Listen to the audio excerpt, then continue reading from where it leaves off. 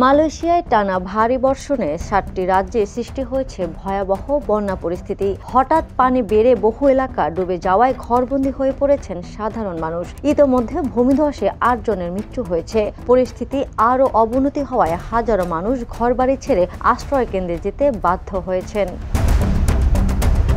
বন্যার পানিতে নদী খাল উপচে পড়ায় জনবসতিতে দ্রুত গতিতে পানি ঢুকে পড়েছে।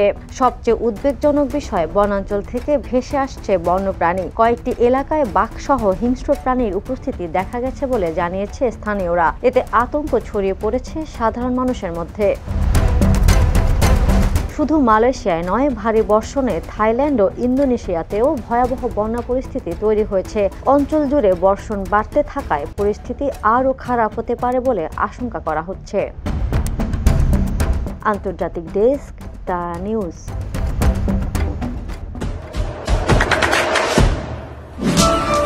দেশে দেশে সবার সাথে দ্য নিউজ।